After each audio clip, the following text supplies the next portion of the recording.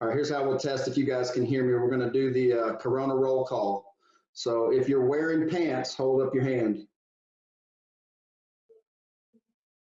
No, we're going to get, so now if you're wearing real pants, keep your hand up. So we're talking denim material or equivalent. And I'm kind of scanning through. All right, if you're wearing shoes, keep your hand up. Starting to lose a few, okay. Although I'm pretty impressed, 7 o'clock on Friday night, you guys are dressed to impress, it sounds like. All right, here's the real test. If you're wearing all your underwear, keep your hand up. I'm just kidding. All right, no, it's crazy that those kinds of jokes and that kind of stuff has just become normal, common, everyday life. You know, it is amazing, all the stuff that Rick talked about, the acceleration of change and transition. I don't think I've ever seen in my lifetime of just a set apart vacuum in time where you see so many things shift and move so quickly. For us, one personally, our kids have been after us for years and years to get another dog, and we are so busy. If you're like us with running around to sports games and all the stuff, it's just not fit into there's just not been space for that in life for us. And so we actually, during this time, looked at each other and said, man, there's this window in time where we actually are at home. Our kids can actually follow up and they can take the dog out and teach it how to go, be potty trained. So we actually broke down to the shock and awe of many of our good friends and got our kids a dog 2 weeks ago tomorrow, or 2 weeks ago Sunday. So if those of you that know Mimi well know that that is nothing short of an act of God. And so it's just one of those crazy things that our kids are elated. And honestly, there can be worse things. It's kind of like a lot of us have heard so much of through social media and all the messaging that's going around right now about, hey, counting your blessings. And one of the blessings that Mimi and I count every day is we just thank God that he gave us kids who were not cat people. And all my dog people in the audience say amen, because I see the hands going up. I got you, Tor. Yeah, so dogs and cats, man, and that's actually where I'm going to start tonight, because dogs and cats just look at the world differently, guys. And one of my all-time favorite jokes is the old comparison between the dog's diary and the cat's diary, because, a dog's just he's a simple creature. And so I'm going to start there.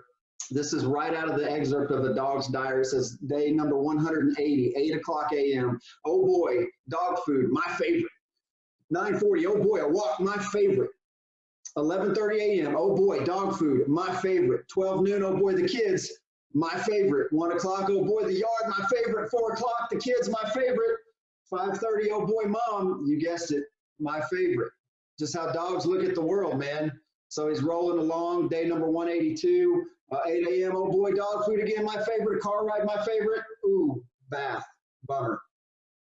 4 o'clock, the kids, my favorite. 5 o'clock, mom, my favorite. So, life's simple. That's a dog. That's the Lindsay sees the world through. But where it really gets interesting is when you flip the page over and you take a look at the cat's diary.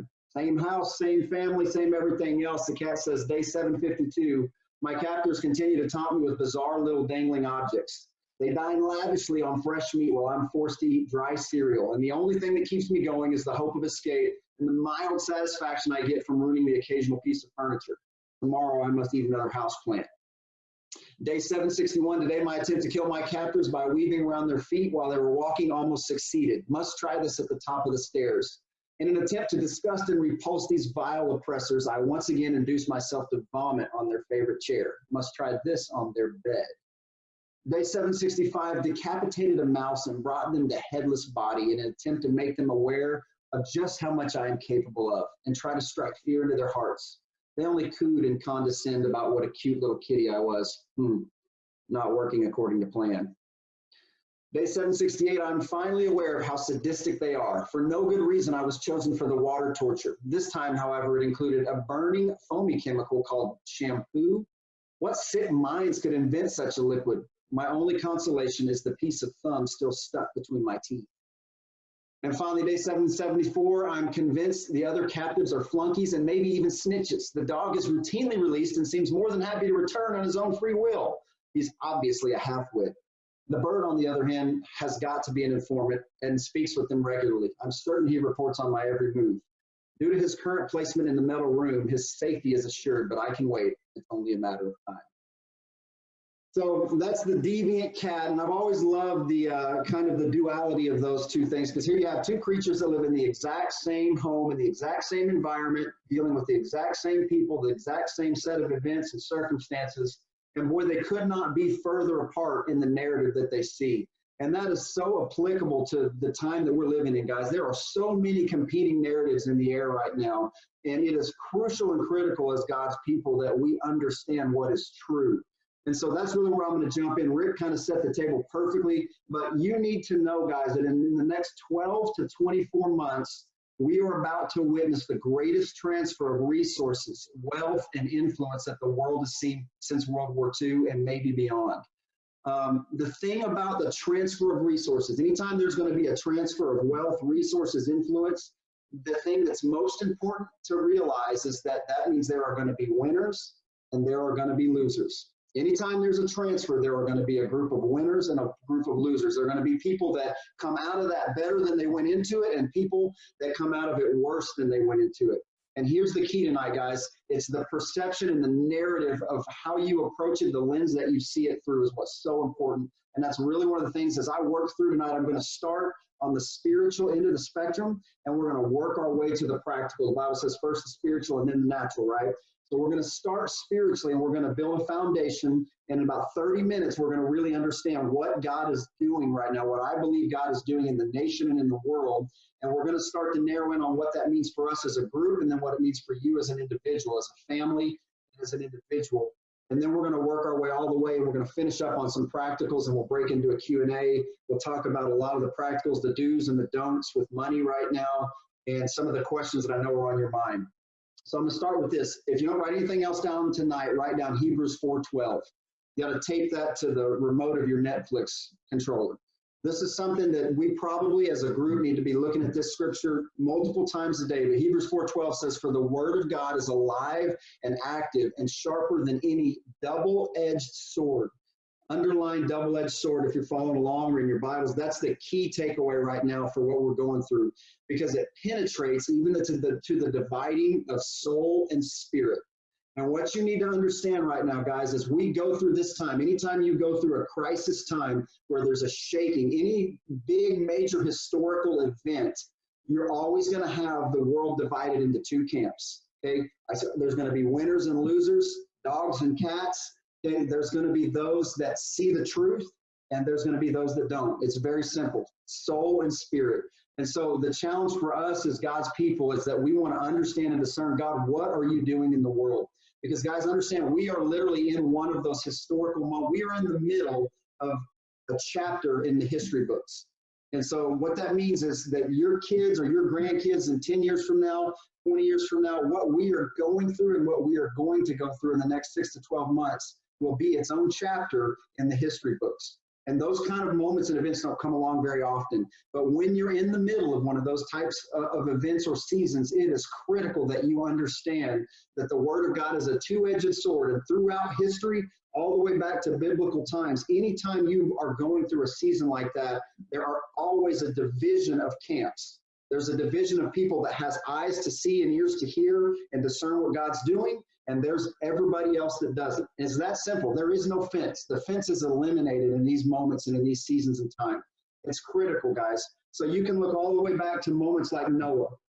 When Noah came, Noah heard God. He had revelation. He had eyes to see. And the very same rain, guys, that came and covered the earth and destroyed everything was the very same rain that lifted Noah's boat high above the rest of the world. God's sword is a double-edged sword. So when he moves like this, there are always two things being accomplished symbiotically and simultaneously. So it's super important to understand that principle of how God works. And it's very, very important to understand that what that sword does is it divides into two camps. And there's only two choices. Only two choices, guys. Those are those that can see and hear and understand what God's doing, and those that can't. And what's critical for us as the people of God and for us as a church family, we want to be in the camp that understands what God is doing, because everything God wants to do, everything God wants to accomplish, everything he wants to transfer to us and do in us and through us is dependent on our ability to hear and see and understand what he's doing. If Noah hadn't understood and discerned what God was doing, he wouldn't have built the ark, which didn't make any sense. He was swimming completely upstream. People thought he was crazy. But if he hadn't seen and understood, he would have missed everything that God was trying to do, not only through him and his family, but globally on the earth. And the same is true for us right now.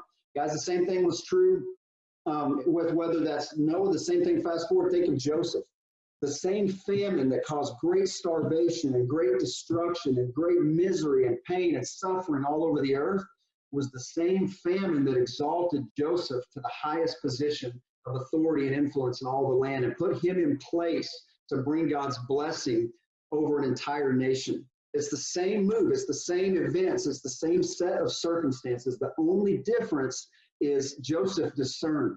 Joseph heard God. Joseph understood correctly what God was doing. And so he had the right lens on his interpretation of events or the right narrative. You see it again, the Israelites at the Red Sea, the same body of water that trapped them, that caused a lot of the Israelites to turn around and say, Moses, why have you led us out here to die? You know, you've got Pharaoh's people chasing us down. The army's behind us. They're in hot pursuit. We're trapped up against this sea, and now we're going to die. And so the same body of water that looked like it represented their death and their doom is actually the same vehicle that God used to cover and destroy the very army that was pursuing them. It's a two-edged sword. It's a two-edged sword. Both of these are happening symbiotically. And of course, the greatest and ultimate example would be Jesus on the cross. The same set of circumstances, the same set of events, the same suffering and dying that looked to everyone on the world, everyone on the planet, even in the hearts of the disciples in that moment, it looked like the utter failure of Christ. It looked like the end. It looked like everything they believed in was collapsing and coming to a horrible and horrific end. And yet that was the very moment that Christ purchased his birthright, his destiny, his bride, and he set up destiny and purpose and eternity for not only every one of us, but for the planet and the purpose of the planet to be filled with his glory. So the whole difference, guys, is this: which narrative are you hearing? Which narrative are you understanding? And which lens are you looking at and interpreting events through? So that is the key, guys. Hebrews 4:12. When you get hit in the face with circumstances, and you will, you may walk out of this Zoom chat and you may be fired up and ready to burn the world down, but you will get hit in the face with circumstances and news and information. It's all around you. There is a competing environment that is competing for control of the narrative. And whatever you give that access to in your life is what will guide the lens that you look at and interpret events through. And that has everything to do with which side of the sword you're going to be on. And can I just say, guys, we want to be on the side of his blessing. We want to be on the side of his provision. We want to be in the camp that's winning. When this transfer of wealth, this transfer of influence, it's about to take place, we want to be in position. We want to say, God, make us faithful stewards. We want to hear you so that we can position ourselves to capitalize on everything that you're doing right now. Because this is the moment, guys, that's going to define not only our generation, not only our lives, but to a great extent, the next 50 years of our country and even what happens globally on the planet. So big thought there. So the thing I want you to walk away with tonight is, as we start to work on from a spiritual foundation, rebuilding the lens that we're going to look at and interpret, and the narrative that we're going to understand and discern what's happening all around us through. For you, what that means is I want you to ask yourself this question. This is the second thing to write down and take away tonight. What is your ark? So in that moment of events, Noah's ark, it was the same rain that covered and destroyed the earth that lifted and exalted his boat above all else on the earth.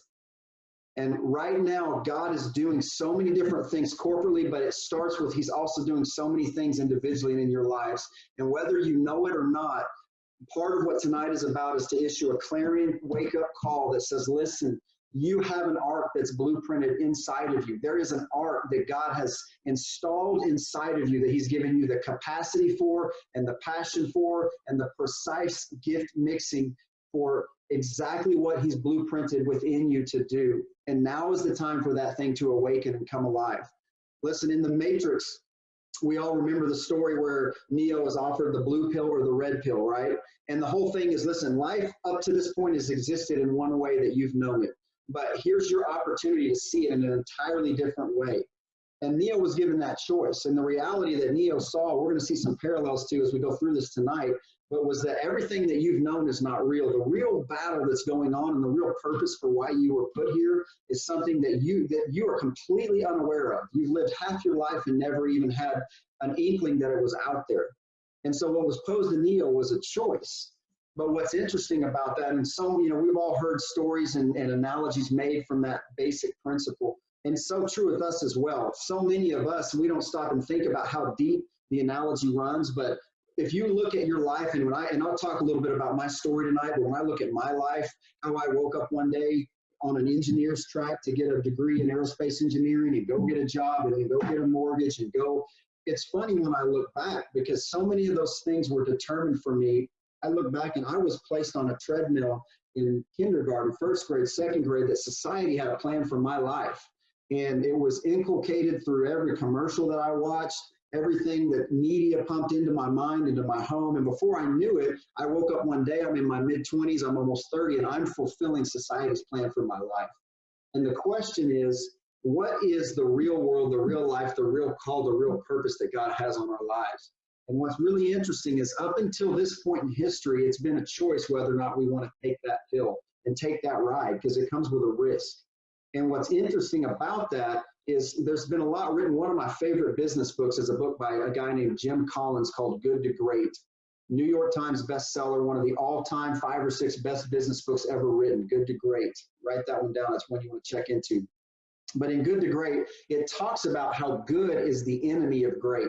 And the problem is once we get good, good is so safe and it is so comfortable that once we get and establish good, the percentage chance that we will ever step out of that safe haven and pursue great begins to plummet substantially.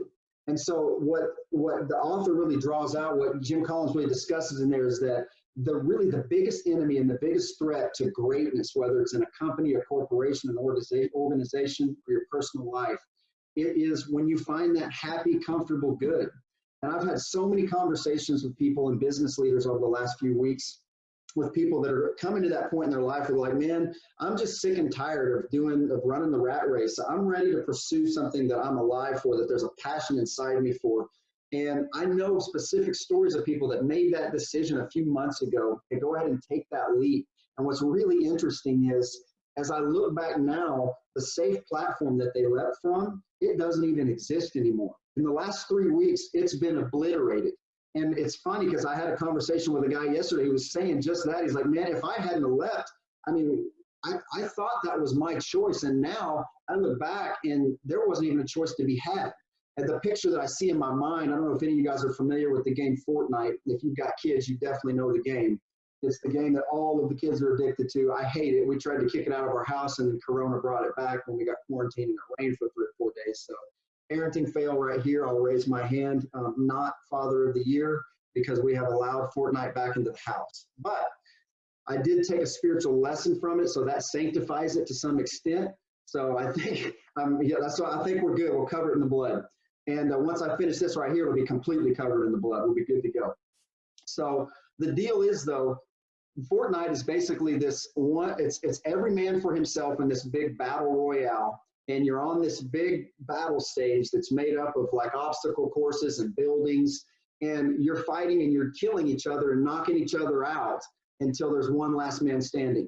But one of the elements of the game that makes it so interesting is that every so often, the entire arena shrinks. And so there's a big map up in the top corner that shows you what the next arena is going to be. And you see a countdown. And it's kind of like that old game, if you ever played basketball, when your coach would have you play dribble knockout, and he would put everybody inside a half court, and you're dribbling your ball, trying to knock everybody else's away and protect yours.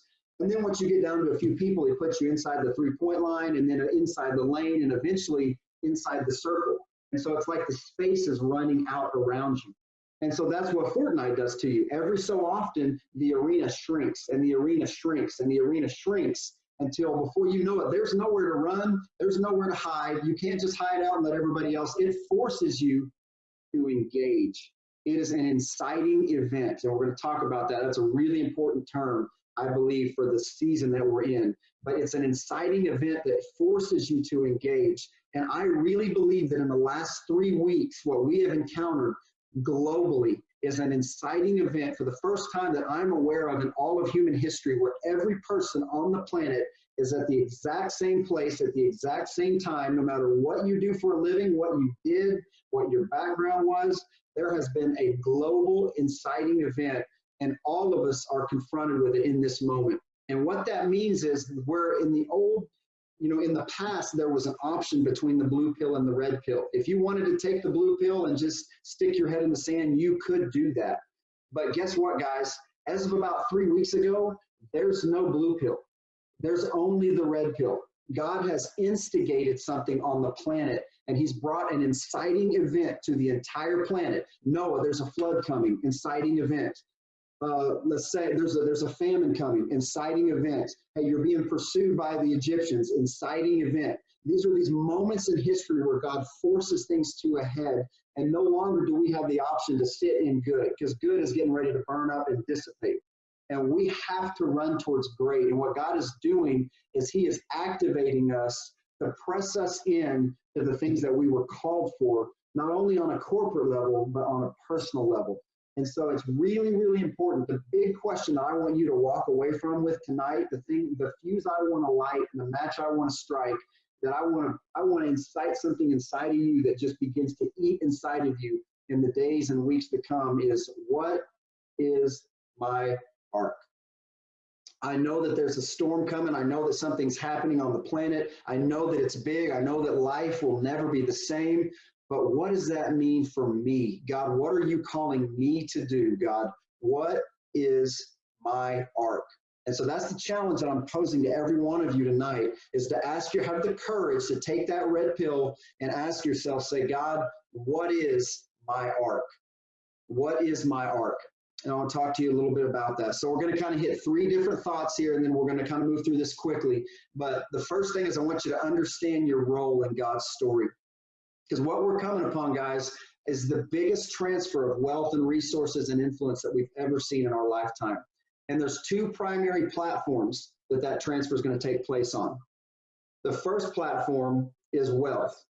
And you could also interchange the term assets. Okay, there are going to be massive exchanges that happen as markets go up and go down.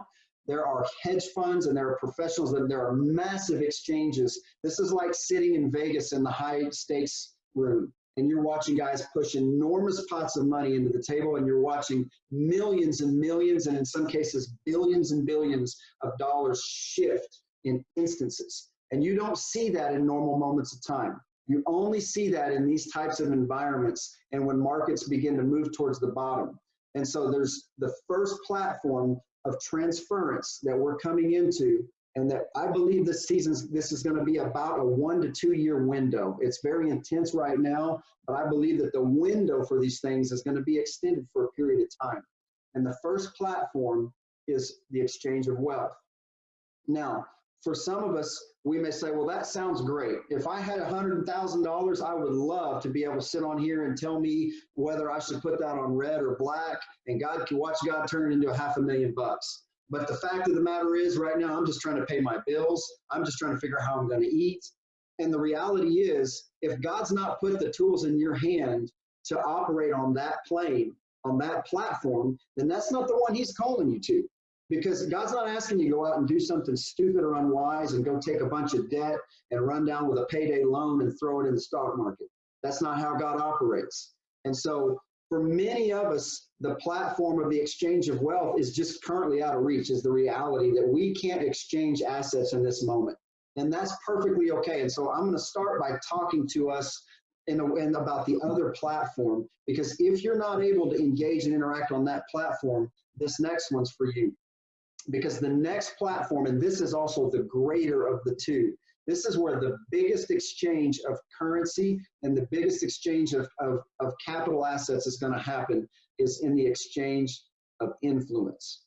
And when we go through a time period like this, where all of our values, all of our systems all of them are being recycled, there's this massive reshuffling of the deck. There's this massive exchange and reshuffling of the chips. The entire game is being turned on its ear. And so there's going to be an enormous exchange of influence. You already see it, and it's what I led with. There's already this jockeying for position of competing ideas. Who are going to be the emerging thought leaders that are going to help define this new reality for everybody? Who are going to be the pioneers that, Mark Cuban has been calling it America 2.0. And we're already hearing that businesses are never going to go back to what they used to look like. Even when this is over, even if it all drops dead and it hits a finish line at the end of April, what we've seen and what we've been forced to do from a business standpoint has exposed new opportunities, and it has accelerated rapid development in the way people think about the platforms and how we exchange ideas and information. And the connection-based economy that we've all known was coming has all of a sudden been heaped on us in a moment. And so even if tomorrow we're given the green light, business will never go back. Never, hear me guys, never go back to what it was doing 3 weeks ago. You will never, ever, ever see businesses operating, especially big corporate businesses. Everything that they've thought about and that they've assumed and have been the fundamentals of how they've gotten together and the way they've spent money, those efficiencies have been permanently eliminated. I want to show you a quick picture that kind of illustrates that. I thought this was pretty funny. I wanted to share with you. This came across my feed this week. So, I mean, here we are, right? It's apropos, Thursday night, last night, we're celebrating the Last Supper. And even Jesus is, he's on there going, hey, does anybody know where Judas is? He's running late again. But it's amazing to see just how thorough and how widespread the saturation of the change of lens just in a moment. And so I want you to understand that the second platform and where the big opportunities for a lot of us are going to be in the exchange of influence. So if you're not in a position to operate on the exchange of wealth and assets, that's okay. God has still got a narrative and a story for you. He's still got an ark for you. Okay, you still get to participate. The rain that lifted Noah's ark, you still have a vehicle in this. And so how that's going to happen is going to be four things. When you go through a transition like that, there are going to be four things that are going to begin to emerge. There's going to begin, first and foremost, new ideas. And that's what I was talking. The race is already on for the thought leaders of America 2.0. The competition and the jockeying for ideas and to be the voice and the thought leaders to help us filter, unpack, and interpret our world in the coming months and years is already on. But there is, if you can imagine with me for a moment, if you would, what it would be like, and a lot of us are Okies here, to be there at the land run. And at that moment, to have that opportunity as a new frontier is about to be opened up for the first time. And they literally said, hey, the rules are, there basically are no rules. Whatever you can run and whatever you can touch and whatever you can have. I mean, that is a moment in time that, can I tell you, most people don't ever get to participate in an opportunity like that. Well, guys, we can't run out and touch physical land in that way, but what is about to be released is the equivalent of intellectual property, the release of intellectual property that's getting ready to happen in the arena of new ideas, new innovations, new products, and new services. Guys, it's just as significant as what happened with the land run. It's literally about to be an explosion of opportunity. So those are the four places that I want you to really think about. There's an opportunity for new ideas, new innovations, new products, and new services, because business has been changed forever. So here's how you want to approach this.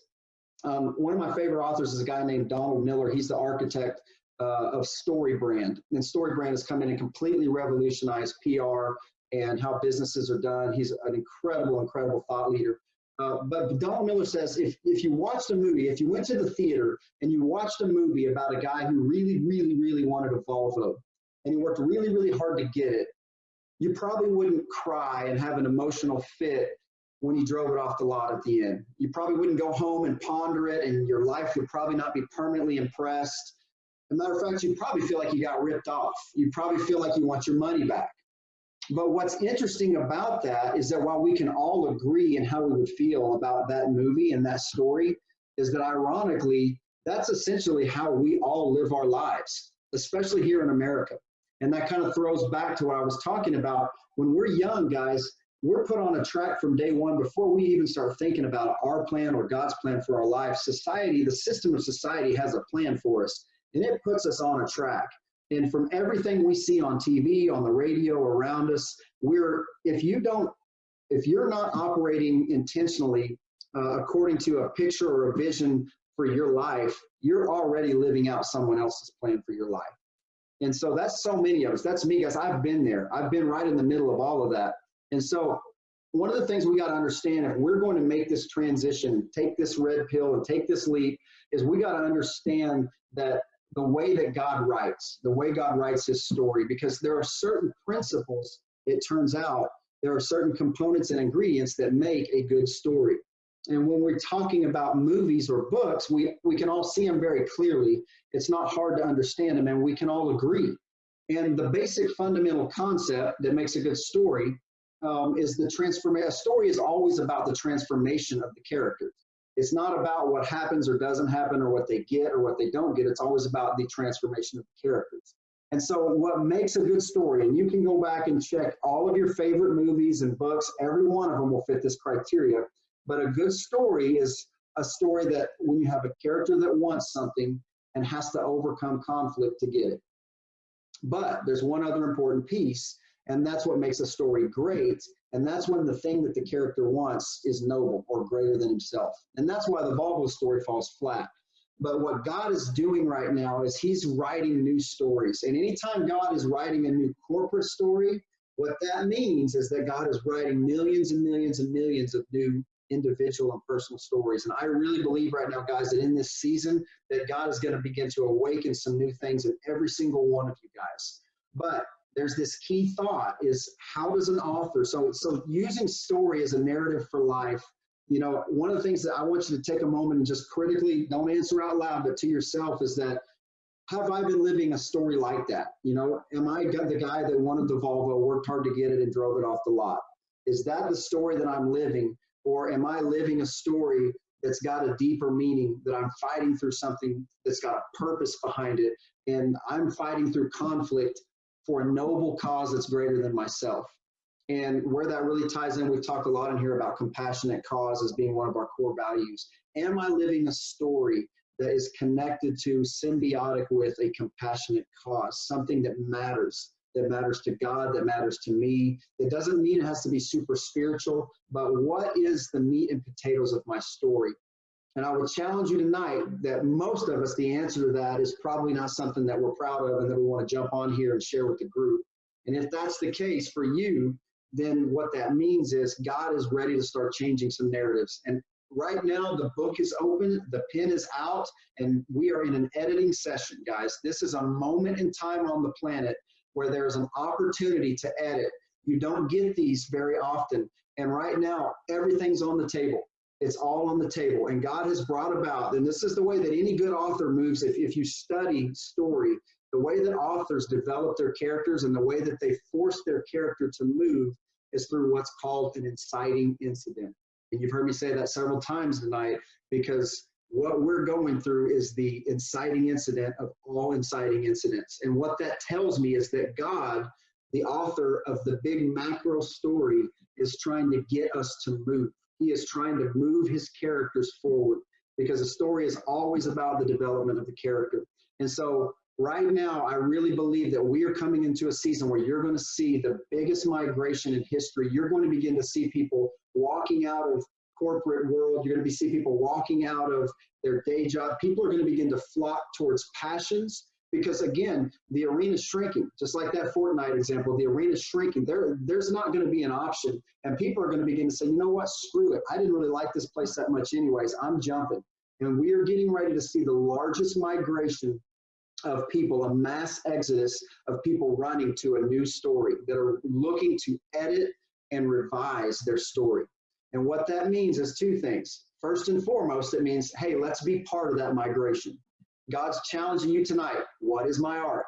What is my arc? And tonight, the goal is to plant a seed that keeps you up tonight. You're not going to have the answer. I'm not asking you to answer the question. What I'm trying to do, if you've ever seen the movie Inception, I'm trying to install that little seed deep, deep down in here and deep, deep down in here, because that thing's going to begin to grow. You've been given a gift that's unlike anything that I've ever seen. Of a lot of us are sitting around with nothing but time on our hands. And what an incredible opportunity to begin to develop and cultivate this burning little question. And I'm hoping that some of you guys are going to be cursing me at 3 o'clock this morning. Chris, I can't sleep. Why did you do that to me? That's my goal tonight, is to plant that thing in you. What is my arc? What is my story? Because as we see this migration, this mass migration of people running to a new story, it's twofold. We want to be a part of that, and we want to begin to ask God, what is my story? But the other thing is we want to understand in this migration and transition, there's an enormous economy of opportunities that's getting ready to open up. Chances for all kinds of cottage industries and services and products and ideas, because these are the things that people are getting ready to be looking for. And so in that process, if you understand where the masses are going, there's an old saying about real estate, and it says, find out where people are going and go get there first. Find out where the masses are going and get there first. And that's exactly the same way that God's going to work this thing as we begin to understand and have, God-given insight on what's happening. God's going to begin to show a lot of you guys new opportunities for new ideas, new thoughts, new products, services, and innovations that are going to absolutely revolutionize and change the trajectory or the flight pattern of your entire life.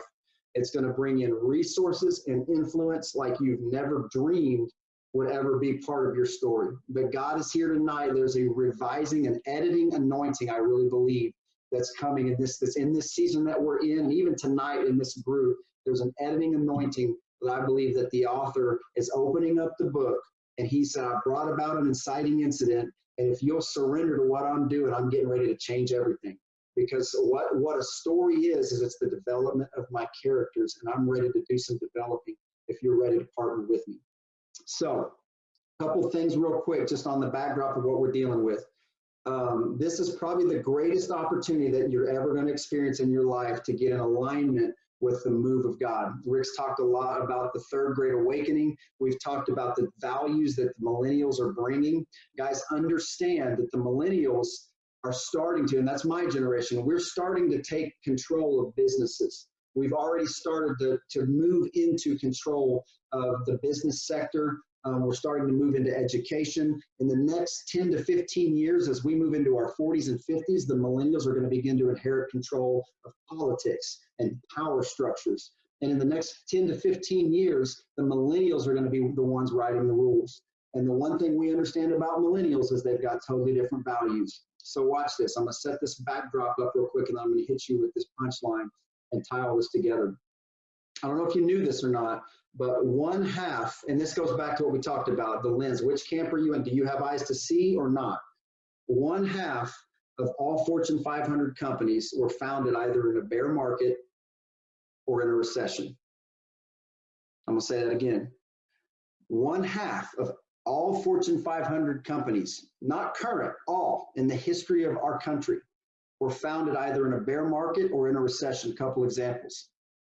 Fortune magazine, founded in the oil crisis of 1973. Hewlett-Packard, the Great Depression. FedEx, oil crisis of 35. Walt Disney, 1929. There was a little market crash in 1929, if you weren't aware. Charles Schwab, crash of 74. Standard Oil, all the way back, the Civil War. Coors, depression of 1873. Costco, recession of the late 70s. General Motors, the panic of 1907 with Typhoid Mary. United Airlines, 1929 market crash. Microsoft, recession of 73. LinkedIn, crash of the dot-com bubble in the 90s. Okay, guys, we could go on and on and on, but it's all about what you see. And that goes back to that narrative, guys. The competing narratives, we don't want to be part of the herd that's running off the cliff, that's panicking. Now is not a time to retreat. Now is a time to take ground. And if you're in a position financially on that platform of exchange of assets, that's how you need to be thinking. This is a time to take ground. This is an unprecedented moment and a window in time, an opportunity to capitalize and take ground. If you don't have the tools and the resources to operate on that platform, this is the platform we're talking about right now. There are new thoughts and new ideas and new products and new services. There's a frontier like the land run that's opening up right now for whoever's going to be the first one to jump out there and grab it and claim it. There's going to be more opportunity for business. Malcolm, I was giving an example. Malcolm and I right now are working on a startup with a roofing company. And we are literally rewriting the playbook, because guess what? Everything that, this is just to make it practical, but everything that's ever been developed, all of the fundamental rules, all of the blocking and tackling and playbooks that have worked for decades in that business, guess how useful all of them are in an environment where you're not allowed to knock on somebody's door? Useless. Absolutely, in an instant, in a moment, useless. So we are literally on the phone with our team all day long, coming up with ideas. And I've been watching, you know, Malcolm has been taking the lead on this thing, and some of the other talented members of our team as new thoughts and ideas, and we're out there R&D and we're trying things. Well, that didn't work. Well, let's try some of this. But the point is that we are looking at it, and the way we framed it is we have the single greatest opportunity. What this has done is it's leveled the playing field. In a normal environment, we could never compete with an established company that's been doing this for decades. But guess what? All bets are off, because today we are just as good, and we believe better, have the opportunity to absolutely reinvent the best new wheel to operate in this new world, in this new environment. So in an instant, what normally would have taken us years and years and years and years to gain ground on the leaders in the industry, all of a sudden the playing field is completely flat. And we have the opportunity to run straight to the front of the pack in a moment. And we're already starting to see that kind of traction, but it's simply because we got a group of people that's thinking that way and looking at it in terms of an opportunity. So that's that's a practical example of the kinds of things that I'm talking about and thinking about. So what we know is that we are currently in that kind of an environment, guys. And I can tell you for a fact, this is not my prophetic radar. I'll just tell you for a fact, 9 months from now, we all know that new babies and new businesses are going to be booming at an unprecedented rate. And we all know where the babies come from. But my question to you is, where are all those businesses going to come from? And I really, really want to challenge you, and I want to invigorate an idea in you that some of you guys I know are called to be some of the people that are going to be the ones that are going to bring those things into the world. You guys are going to be the architects of America 2.0. And I believe even in this little group of people, this 30 or 40 folks that we've got circled up here, that there are ideas sitting on this screen that are multi-million-dollar ideas that are going to be developed in the next 6, 12, 18, 24 months, guys. I believe that with all of my heart, but it's critical that we understand that we've got to understand and see God's narrative, that he's calling us to build an ark, not shrink back and run. This is our moment. Accelerated business growth does not happen in stable markets, guys. It just doesn't. In stable markets, the kingpins, they rule. The guys that have the gold make the rules. But guess what? When all the gold goes flying and is shuttered, there are no rule makers. And the tables are even, and the playing field is leveled. And that is when the window of opportunity to attack is most prevalent. And that's the way we've got to understand and begin to interpret what's going on right now. Couple other things I wanted to hit on. Significant wealth exchange takes place at the bottom, guys. As you see markets hit the bottom, it's a known fact in finance that the most significant exchanges of wealth always happen in the bottom, and there's two reasons for that. The first one is because anytime you have a crash or a hysteria or a pandemic, the first thing that you see is widespread irrational behavior.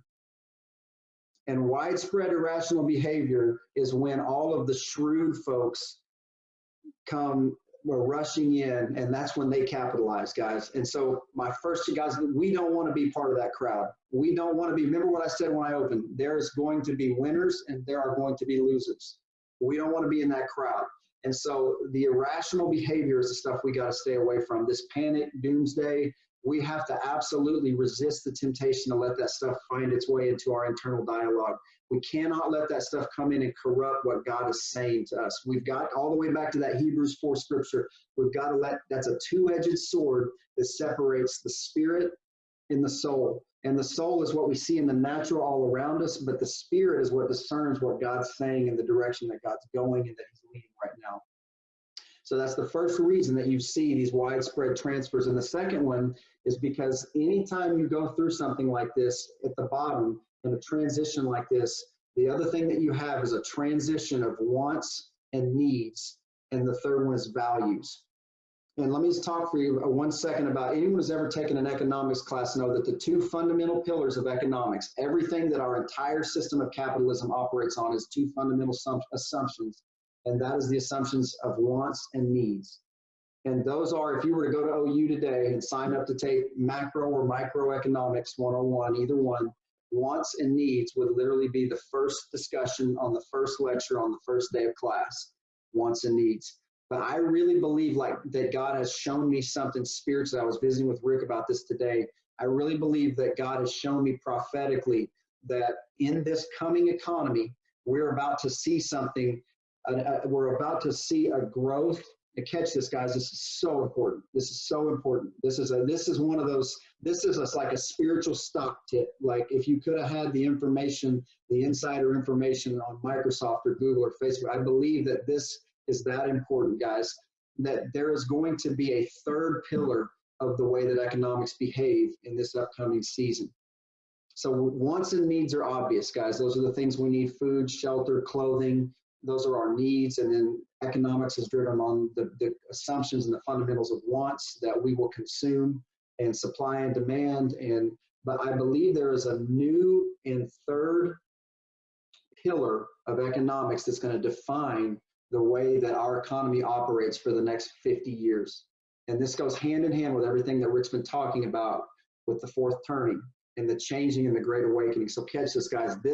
I believe this is God opening up the doorway to heaven and showing us some revelation, because this is an enormous competitive advantage. If you'll understand this in the weeks and months to come, it's going to give you an incredible competitive advantage for those of you that really, as God births ideas that you're going to begin to take into the marketplace. And listen, when I say into the marketplace, that doesn't mean you're going to always necessarily quit your job, or it may just be something that you pop up online or are doing on the side. But there are going to be things birthed tonight, I believe. And I want you to understand this. This is a huge competitive advantage. The third pillar that is going to be the third driving engine of how economics are going to behave in this coming move, I believe, is going to be values. Now, let me explain what I mean. So we've talked a lot about the values of the millennials. And if you back up and look at human history, guys, the superpower of the human race throughout history, all the way back to caveman days, has always been one thing. The reason that we were the dominant species on the planet, the reason we could take down woolly mammoth, was never because we were the biggest, never because we were the fastest, never because we were the strongest. The reason that we were the most dominant has always been because of one thing. Our superpower has always been in the strength of our tribes. And if you look at human history, mankind has always operated in tribes, and it's our ability to work together in a cohesive unit. And the interesting thing about American history, for all of the great things that we've done and for all of our incredible accomplishments and all of our contributions to humanity, the one thing, the one black eye on the American society and American history is that we are the first society in the history of mankind to intentionally disband our tribes. I'm going to say that again, guys, because it's a big one. We're the first society in the history of mankind to intentionally disband our tribes. And with all of the individualism and all of the independence and all of those values of I'm going to pull myself up by my bootstraps and I don't need anybody's help and I'm going to be a made man, I'm going to be my own man, and all of that stuff, for all of the good things that that's brought about in the way that it's toughened us, in our toughness and our morale and our drive, what it's done to us, guys, is it's caused us, up until about 3 weeks ago, to live in a world where we basically are experiencing life in a glass tube. It's like running down the road running down a set of tracks and surrounded by glass tubes, and we can look to the right and look to the left, and we see our friends there and our families there, and they're there. We're aware of them, but we are completely isolated. We are completely in our own tube. And that is not compatible with any other period of human history, guys. That is unique to the American experience. And a lot of that came about, those of you who've heard Rick talk about the fourth turning, the last hero generation in the baby boomers, that is one of their big contributions. Those guys had to fight through some tough stuff. And they're really the ones who took and codified this concept of individualism, this concept of independence, this concept of being my own made man. But God, in a moment, and Rick's been talking about this for a year, that there's this coming move, and that as the millennials, the next hero generation, begin to move into the power structures, they're going to rewrite the playbook, because we're already seeing it. Now that millennials have moved into business, we are starting to see their fingerprints of their value system, because what is the number one defining value of the millennials is community. It's community, guys, and that's not a coincidence. Guess who installed that value and sent it to the planet? The author, the guy that's writing the story. Because the way that plays out, if you look around in 2020 and you go to downtown Oklahoma City and you want to go to a restaurant, you're going to find places like the Collective. You're going to find places where we've literally just built one big building and thrown 30 restaurants in there so we can all just get together. You can pick whatever you want to eat and we can all sit together. Guys, that concept didn't even exist 5 years ago. But as millennials have started to take hold of the power structure of business, they are rewriting the playbook. The way the millennials don't want to live on 40 acres. They don't want to live in a 5,000 square foot house. They don't value the materialism anymore. Millennials are all about community.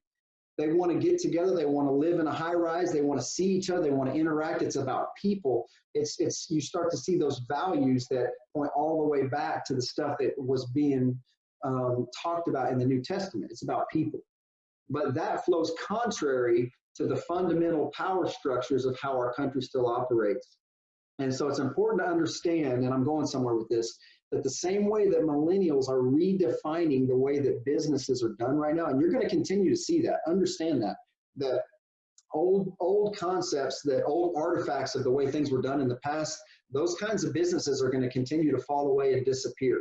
If you don't get in tune with the values of the millennials and you don't understand community as a core value, you're going to miss the wave and you're going to get left in the dust.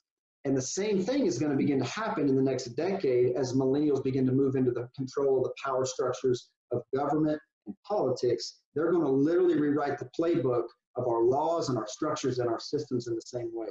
So understanding that is the equivalent. It's like having an insider tip on a stock trade. It's like knowing if you can rewind before the dot-com bubble and someone could walk in and say to you, listen, guys, this thing called the internet is coming. And if you understand the internet, imagine with me for a moment that I could rewind and take you back to 1990 and I could say, listen, I know it doesn't make sense. It sounds crazy, but the values of how we do everything, we're not going to mail letters anymore, guys. We're not going to, that's not how we're going to trade. We're not going to exchange information that way, guys. We're literally in 10 and 15 years, we're going to be buying our groceries and our clothes on a computer screen.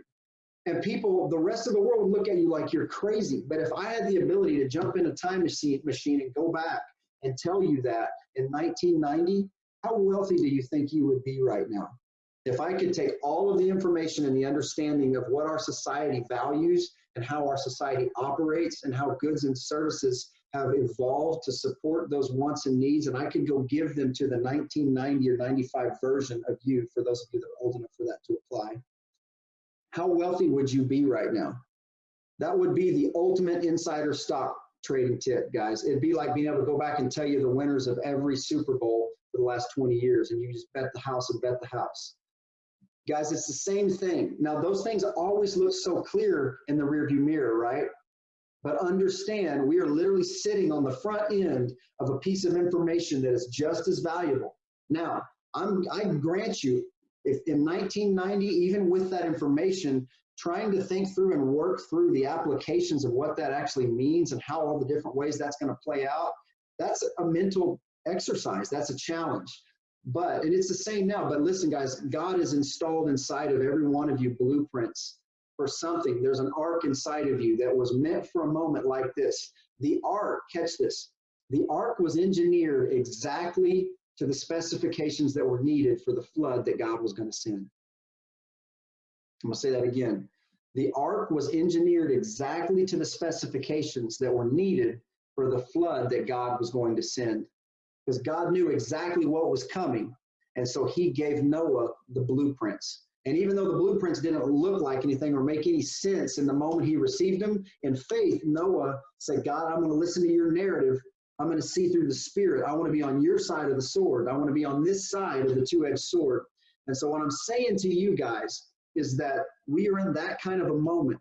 The ark that I believe that God is about to spark inside of you guys tonight, there's a blueprint inside of you that if you'll just trust it and you'll begin to look at it and see it in faith and you'll begin to really lean into it and say, God, in the coming weeks and days, I'm going to spend time developing this and understanding this.